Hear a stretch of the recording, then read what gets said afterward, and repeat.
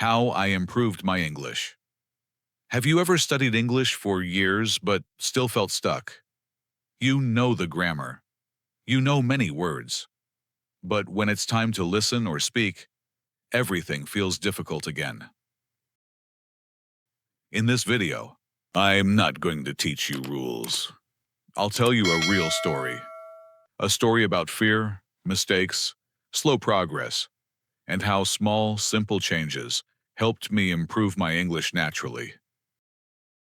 If you are learning English and sometimes feel frustrated, tired, or unsure of yourself, this story is for you. Let's begin. For a long time, English was something that made me feel uncomfortable. Not because I hated the language, but because I always felt behind when it came to learning it. I still remember sitting in English class, listening to my teacher speak, and feeling like everyone else understood more than I did. They answered questions quickly. They spoke with confidence. They weren't afraid of making mistakes. And then there was me. I understood some words, but not enough to follow a full conversation. I knew grammar rules, but I couldn't use them naturally. When it was my turn to speak, my mind went blank. I often pretended to understand, nodding quietly while hoping the teacher wouldn't call my name. Inside, I felt nervous and small, afraid of saying the wrong thing. I wasn't lazy, I wasn't careless. I was just stuck. Each class ended the same way, with frustration, silence, and the same question in my mind. Why does English feel so hard for me? And that feeling stayed with me for years. When English became a problem, not a subject. At first, English was just another subject at school. I studied it to pass exams, nothing more. But everything changed when I realized that English was no longer optional. I saw opportunities slipping away simply because my English wasn't good enough. Good courses required English. Better jobs required English. Even simple things like watching international videos or reading useful books became difficult. That was the moment I asked myself a serious question. Do I want English to be my weakness forever? The answer was no. But wanting something and knowing how to achieve it are two very different things. After asking myself that question, I didn't suddenly feel confident or motivated. Instead, I felt confused. I knew I wanted to change, but I didn't know where to begin. I tried to study harder, believing that more effort would bring better results. However, I memorized many words only to forget them quickly.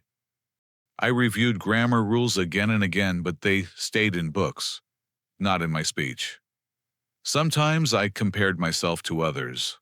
They seemed to improve faster and speak more naturally. That comparison made me doubt myself. I wondered if I wasn't talented enough, or if I had started too late. Still, deep inside, I refused to give up. I felt that there had to be another way, a simpler, more natural way to learn. I didn't need a perfect method. I needed a path I could follow every day, even when motivation was low. And that realization became the first real step toward change. I tried the right way and failed. Like many learners, I started with what people call the correct method. I bought grammar books. I memorized vocabulary lists. I did exercises every day. On paper, I was improving. In real life, I wasn't. I could choose the correct answer in a test, but I couldn't form a natural sentence when speaking. I knew many words, but when I listened to native speakers, everything sounded too fast, too connected, and impossible to follow. It felt like English in books and English in real life were two completely different languages. That gap frustrated me deeply. The more effort I put in, the more disappointed I felt. I followed the rules, did what teachers suggested, and studied seriously. Yet nothing changed when it mattered most. Each time I failed to express myself, my confidence dropped a little more. Slowly, doubt began to grow. Maybe I wasn't talented in languages. Maybe some people were just born with the ability to learn English easily, and I wasn't one of them. I started blaming myself, thinking that no matter how hard I tried, I would always be behind. There were moments when I wanted to give up. I asked myself why I was spending so much time on something that didn't seem to work. I felt tired of opening books, tired of memorizing rules, and tired of feeling stupid when I couldn't speak. Learning English no longer felt hopeful. It felt heavy. Still, deep inside, something didn't feel right. If English truly wasn't for me, why did I still want to understand it so badly? Why did I feel excited when I caught a phrase in a movie or understood a short sentence without translating it? Those small moments told me that the problem wasn't my ability. It was the method. I began to realize that learning English shouldn't feel like fighting the language every day. It shouldn't be about forcing words into my memory or fearing mistakes. Language is meant to be used, heard, and lived, not just studied. That thought stayed with me. It didn't bring an immediate solution, but it changed my mindset. Instead of asking, "Why am I so bad at English?" I started asking a different question. What if I'm learning it the wrong way? And that question quietly opened the door to a completely new path, one that would finally help me move forward. The small change that changed everything. One day, something simple happened. I was watching a short video online, completely unrelated to studying.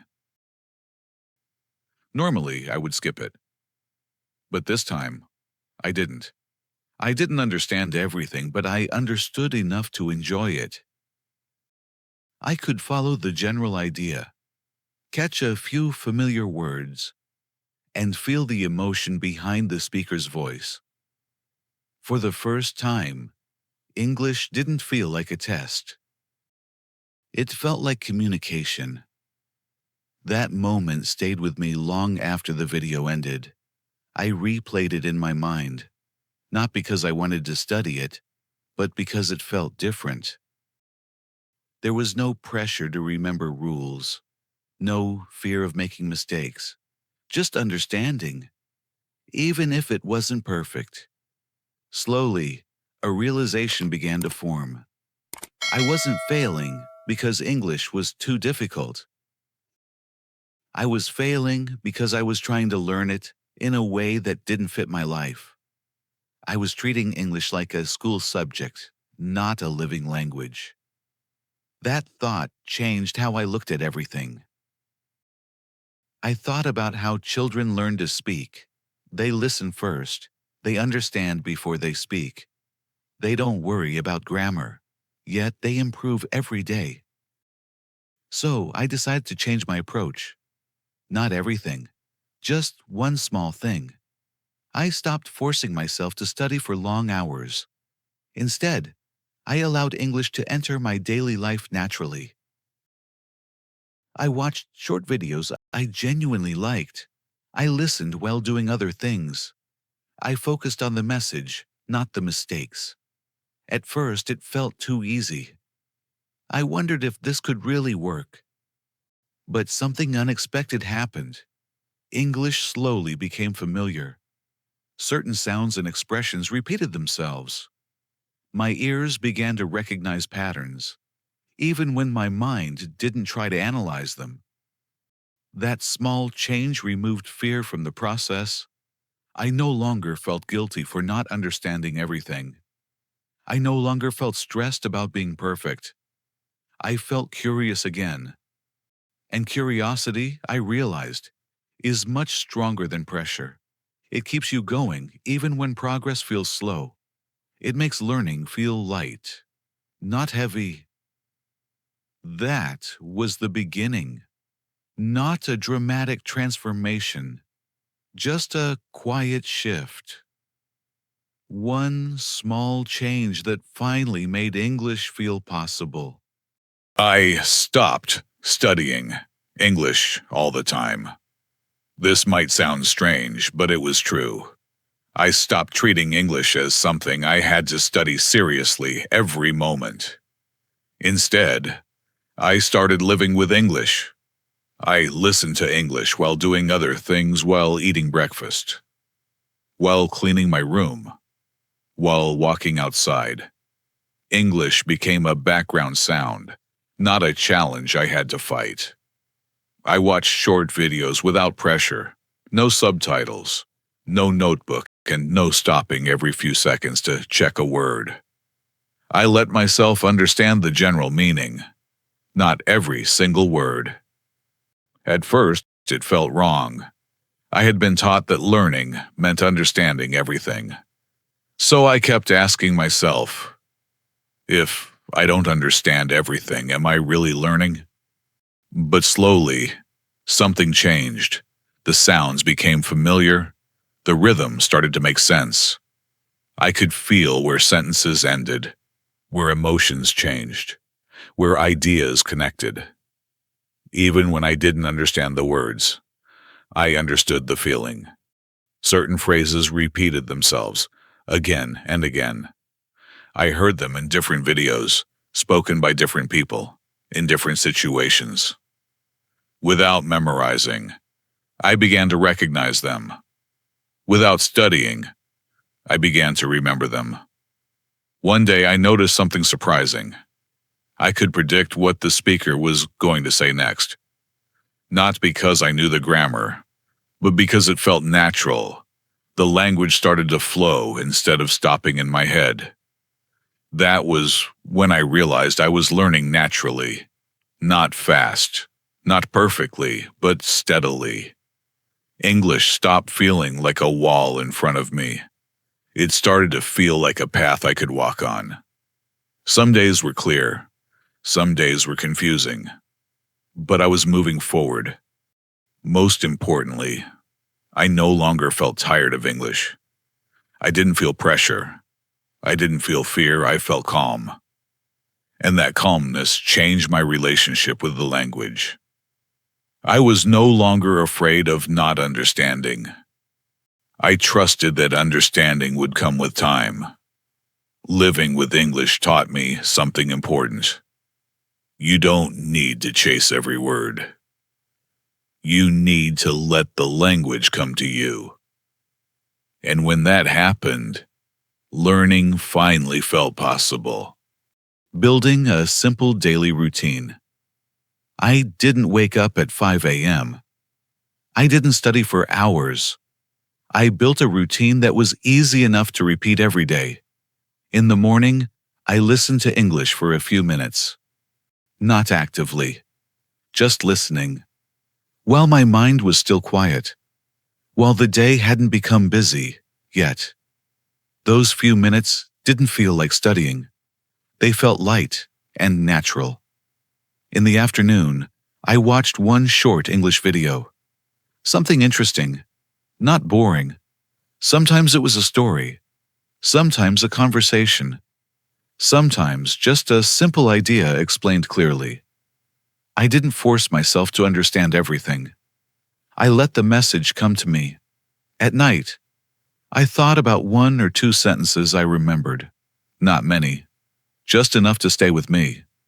I repeated them softly in my head, not to memorize, but to feel their rhythm. Those sentences became familiar friends, returning again and again. That was it. No pressure, no guilt. No perfect plan. Some days I followed the routine perfectly. Some days I didn't. And that was okay. I stopped punishing myself for missing a day. I simply returned the next day. Over time, consistency began to work quietly. Not in a dramatic way. Not with sudden breakthroughs. But with small changes that added up. I noticed that listening felt easier. I noticed that words didn't disappear as quickly as before. I noticed that English no longer felt distant. Consistency taught me patience. It showed me that progress doesn't need to be fast to be real. It just needs to be steady. One day, without planning it, I realized something had changed. I wasn't thinking about learning English anymore. I was just using it. That was when I understood the power of a simple routine. It doesn't demand motivation. It doesn't depend on energy. It only asks you to show up a little every day. And when you do, English slowly becomes part of who you are. The first moment, I felt real. Progress. One day, something unexpected happened. I was watching a video, and suddenly, I understood a full sentence without translating it in my head. It felt strange. I replayed it. I understood it again. That moment made me smile. Not because my English was perfect, but because I knew I was finally moving forward. For the first time, understanding came naturally, without effort. There was no inner voice translating word by word. The meaning simply appeared. I sat there quietly, letting that feeling sink in. It wasn't excitement. It was calm, a quiet confirmation that something inside me had changed. From that day on, I stopped asking myself, how fast can I improve? That question had always made me impatient. It made me compare myself to others. It made me feel disappointed when progress felt slow. Instead, I started asking a different question. How can I keep going? That single change in mindset removed a lot of pressure. I no longer chased results. I focused on the process. I focused on showing up each day, even when nothing felt special. Some days, progress was clear. Other days, it was invisible. But I learned to trust that consistency was working quietly in the background. I stopped counting how many words I knew. I stopped measuring my English by test scores. I began to measure it by comfort, by how relaxed I felt while listening, by how naturally English fit into my day. That shift brought patience. It taught me that real improvement often happens when you're not watching it closely, like growing stronger without noticing each workout. I also became kinder to myself. I allowed mistakes. I accepted confusion. I understood that not every day needed to feel successful. Over time, those small moments of understanding became more frequent. Sentences turned into ideas. Ideas turned into meaning. And meaning turned into confidence. I wasn't fluent. I wasn't perfect. But I was moving. And once you're moving, the most important thing is not speed, but direction. Learning to accept mistakes. Before, I was afraid of mistakes. I thought mistakes meant failure. Every wrong word felt like proof that I wasn't good enough. Every pause made me want to stay silent.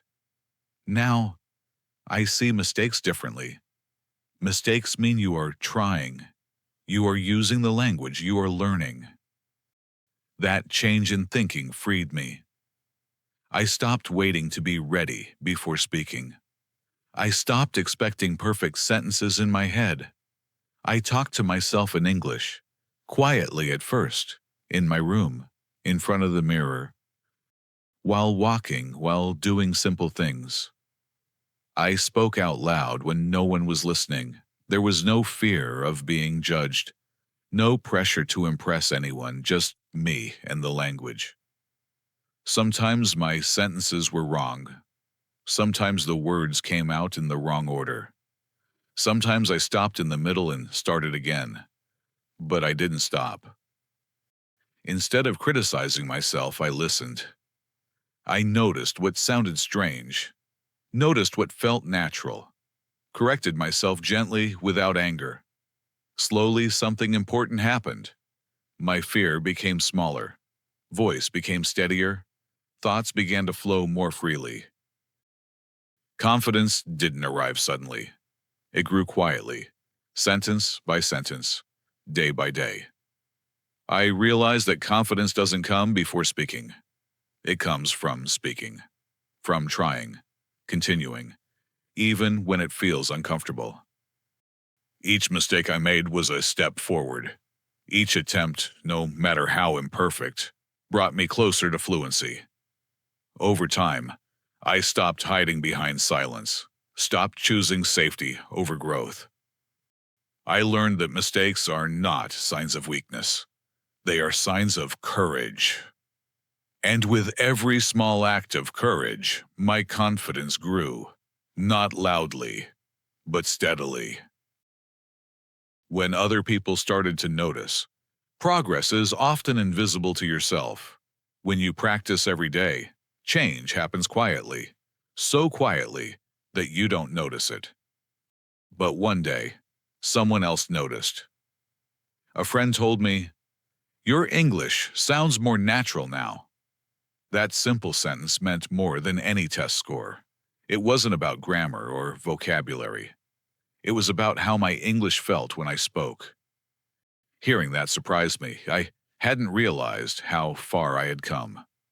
In my mind, I was still focused on what I couldn't do, on the words I still forgot, on the moments I still felt unsure. But that comment made me pause. It forced me to look back instead of forward, to remember where I started. I remembered the silence in class, the fear of speaking, the frustration of not understanding, and I saw the difference. I was improving, not because I was special, but because I didn't give up. That realization was powerful. It reminded me that progress is not always loud. It doesn't always announce itself. Sometimes, it shows up in the way your voice sounds calmer, in the way you hesitate less, in the way you feel more comfortable being yourself in another language. After that, I became more patient with myself. I stopped waiting for perfection. I started appreciating small wins. I learned to celebrate understanding a sentence without effort, to notice when listening felt easier, to feel proud of speaking without fear, even if mistakes remained. That external confirmation gave me strength. It told me that the work I was doing mattered, even on days when motivation was low. From then on, I trusted the process more. I stopped chasing quick results. I stayed focused on showing up, and that trust made learning lighter. It turned effort into habit, and habit into growth. Sometimes you don't need proof. You need patience. And sometimes, all it takes is one honest sentence from someone else to remind you how far you've already come. English became part of my life. Today, English is no longer something I fear. I still learn. I still make mistakes. But English is now a tool, not a barrier. I use it to learn new things. I listen to ideas from different parts of the world. I read stories that once felt impossible to understand. Each time I do, English feels less like a foreign language and more like a familiar companion. I use it to connect with people. Simple conversations, shared thoughts, moments of understanding that go beyond words. English allows me to listen, to respond, and to be part of something bigger than myself. I use it to grow, not just as a language learner, but as a person. Learning English taught me patience. It taught me how to move forward without rushing, how to accept slow progress without losing hope. The most important lesson I learned is this: you don't need talent to improve your English.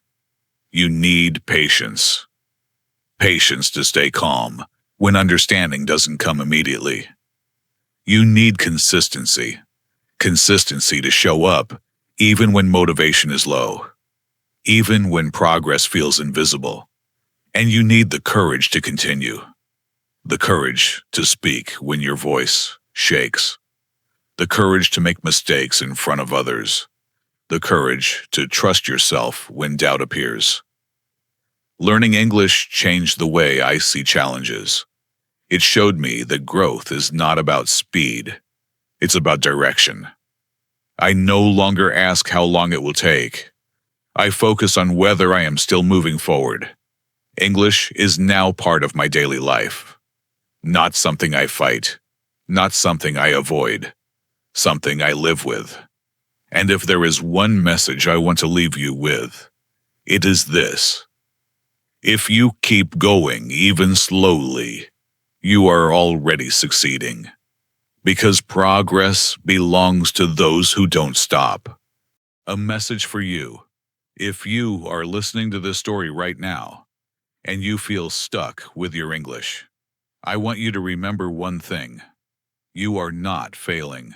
You are learning. Learning is not loud.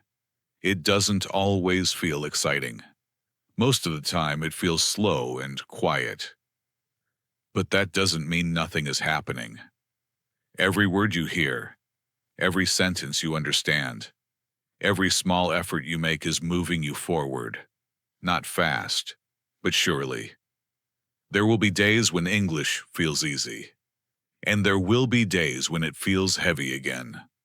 That doesn't mean you're going backward. It means you're human. Progress is not a straight line. It moves forward, pauses, and sometimes feels invisible. But as long as you continue, it never disappears. One day, without planning it, you will look back. You will remember how difficult everything felt at the beginning. You will notice that things you once struggled with now feel normal. And that realization will surprise you. You didn't improve overnight. You improved because you never stopped. You showed up on days when motivation was low. You listened even when you didn't understand everything. You kept going, one small step at a time. And that is enough. So be patient with yourself. Be kind to your progress. Trust the process, even when it feels slow. Because every step you take today is building the confidence you will feel tomorrow. Keep going. Your English journey is already moving forward.